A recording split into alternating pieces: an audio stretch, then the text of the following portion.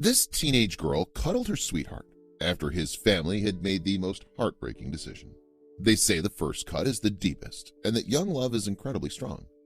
Once teenager Stephanie Ray was done cuddling her boyfriend, however, she was faced with a terrible reality, and as a result, she had to make an impossible choice. The heat wave of summer 2018 touched almost every region of the UK, including Wales. So it's not surprising that 16-year-old Blake Ward decided to go out for a swim in the sea one day. At the time, he was visiting the town of Tywyn of Gwynedd on a family trip. Blake and two other teenagers from the same family had gotten into the water to try and cool off, but they soon ran into problems.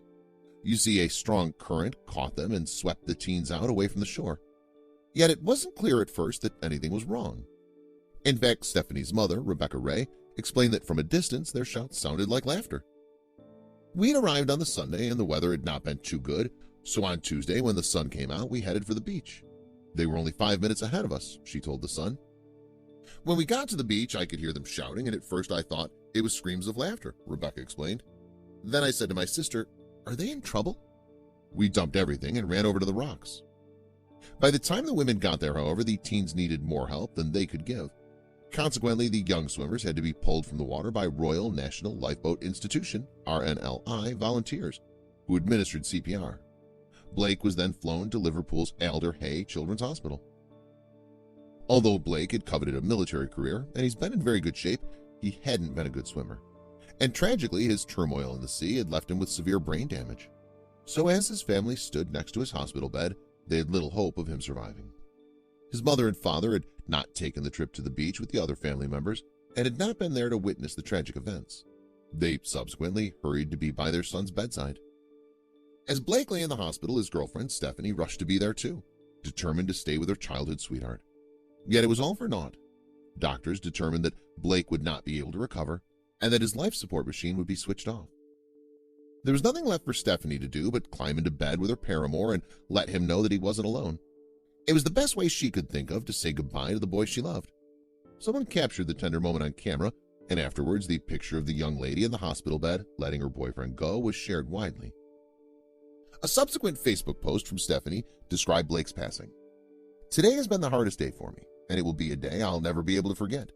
As some of you may know, Blake was involved in a terrible accident on Tuesday. We were told yesterday that Blake would never recover and his brain was too damaged," Stephanie's post read. "We had to make the hard decision of turning his machine off and letting him go. But just know Blake wasn't in any pain as he passed away with his family around him."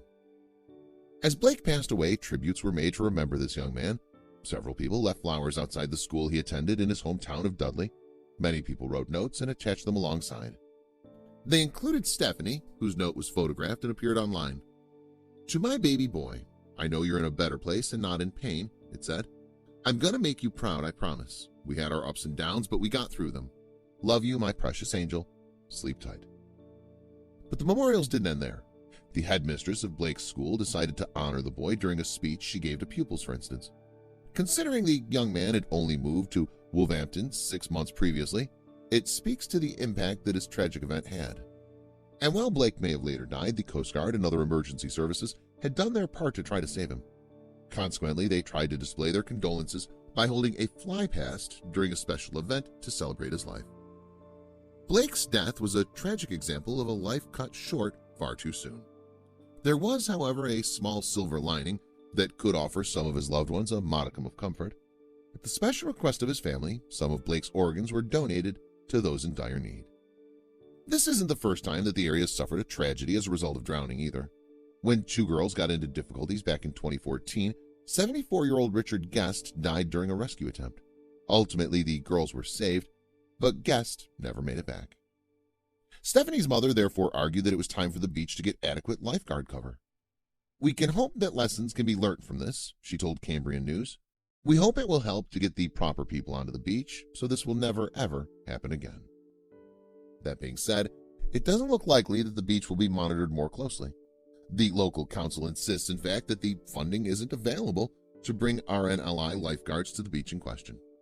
A crowdfunding page for Blake's wake promises, however, to use any excess as a donation to the air ambulance and others.